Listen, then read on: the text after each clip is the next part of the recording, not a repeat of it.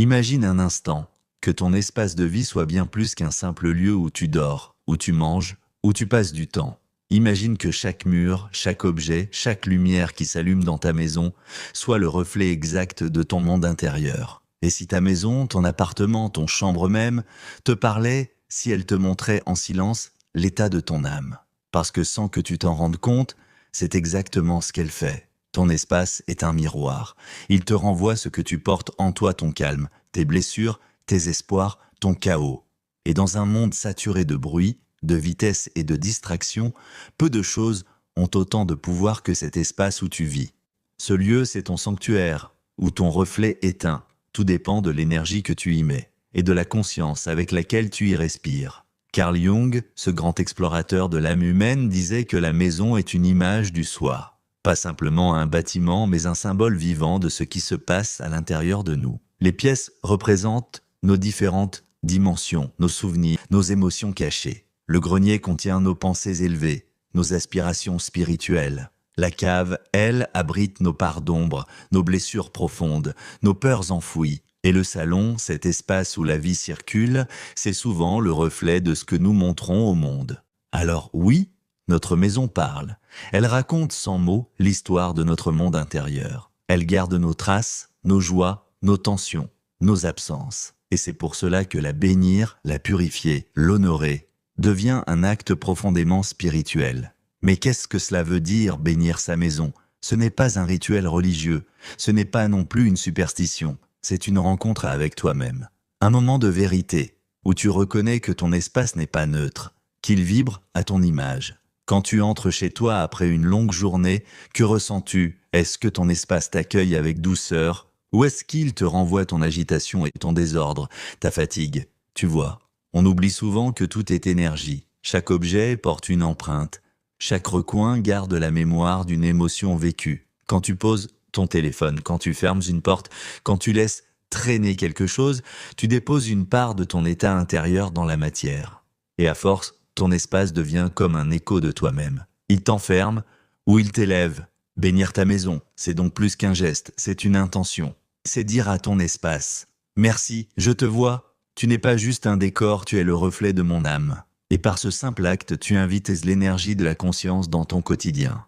Depuis des millénaires, les peuples du monde ont compris cela. Les Égyptiens purifiaient en leur maison avec des herbes et des encens. Les Amérindiens pratiquaient la fumigation avec la sauge pour chasser les énergies stagnantes. Les Grecs anciens considéraient donc la maison l'oikos comme le centre de l'univers personnel, le cœur d'où la vie s'organise. Partout, la maison était sacrée, parce qu'on savait que l'extérieur et l'intérieur ne font qu'un. Et Jung l'avait compris mieux que quiconque. Changer ton espace, c'est aussi changer ton inconscient. Il disait que les symboles extérieurs influencent directement notre monde intérieur. Autrement dit, le désordre autour de toi n'est jamais seulement matériel, c'est souvent une projection d'un désordre intérieur. Et inversement, un lieu apaisé, vivant, respirant, favorise un esprit clair et un cœur ouvert. Alors non, bénir sa maison n'a rien à voir avec la magie. C'est un langage. C'est parler à ton inconscient dans une langue qu'il comprend, celle des symboles, des gestes, de la présence.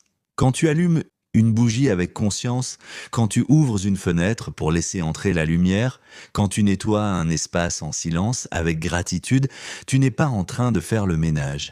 Tu es en train de créer un pont entre ton monde intérieur et ton monde extérieur. Tu rappelles à ton âme qu'elle a un lieu pour respirer, un lieu pour se poser, un lieu pour se retrouver. Et si tu observes bien, à chaque fois que tu fais cela, quelque chose change en toi. Tu sens un apaisement subtil, une légèreté, parce que ton espace se purifie, mais ton esprit aussi. Bénir sa maison, c'est une forme de prière silencieuse. Tu n'as pas besoin de mots compliqués, tu peux simplement poser ta main sur un mur, fermer les yeux et dire intérieurement « Merci pour la protection que tu m'offres, merci pour les souvenirs que tu contiens, merci de m'abriter pendant que je me transforme. » Et cette gratitude, cette conscience, transforme tout. Tu vois, il ne s'agit pas de changer la décoration ou d'acheter des objets spirituels. Il s'agit de remettre de la vie dans ton espace, de la présence, de l'intention.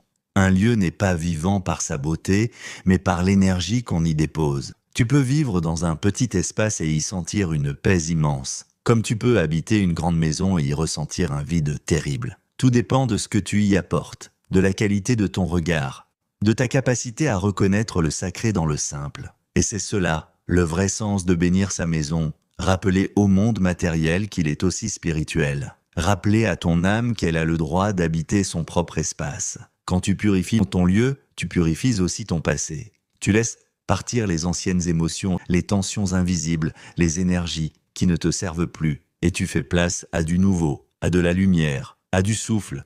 Jung disait que l'inconscient répond non pas aux mots, mais aux gestes empreints de sens. Alors, même si tu ne sais pas comment bénir, fais-le à ta manière. Fais-le avec amour, avec lenteur, avec présence. Allume une bougie, mets de la musique douce, ouvre les fenêtres. Parle à ton espace comme à un ami. Dis-lui que tu es prêt à évoluer, à t'alléger, à te transformer. Et observe.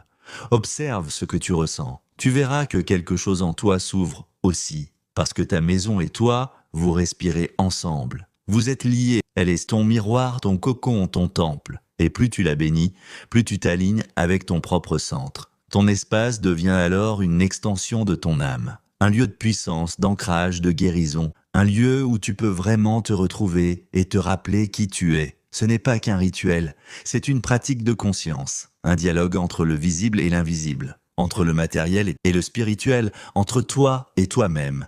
Bénir sa maison, c'est se bénir soi-même. C'est reconnaître que tu mérites un espace sain, lumineux, porteur d'amour. C'est dire à la vie, je suis prête à recevoir, à vivre en harmonie, à ouvrir la porte à l'énergie de paix. Et peu à peu, tu remarques que tout change. Ton sommeil devient plus profond. Tes pensées se clarifient, tes relations s'adoucissent. Parce que ton espace intérieur et ton espace extérieur cessent de s'opposer. Ils commencent à se répondre. Ta maison n'est plus seulement le lieu où tu vis. Elle devient le lieu où tu guéris. Le lieu où ton âme respire librement. Et ça, c'est peut-être l'un des plus grands actes d'amour que tu puisses poser envers toi-même. Alors aujourd'hui, je t'invite à regarder autour de toi. Regarde chaque objet, chaque recoin, chaque lumière. Et demande-toi, est-ce que cet espace reflète ce que je veux être? Est-ce que je m'y sens en paix? S'il y a du désordre, ne le juge pas. C'est juste une partie de toi qui attend ton regard, ta bienveillance, ton soin. Rentre doucement en relation avec ton lieu. Rends-le vivant à ton image. Parce qu'en vérité, ta maison, c'est le temple de ton âme. Et si tu veux évoluer, si tu veux guérir, si tu veux te retrouver, alors commence par bénir le lieu où tu vis, car c'est là que la transformation commence. Abonne-toi si tu ressens que ce message te parle, parce qu'ici, on avance ensemble, pas à pas, vers une version plus consciente de nous-mêmes.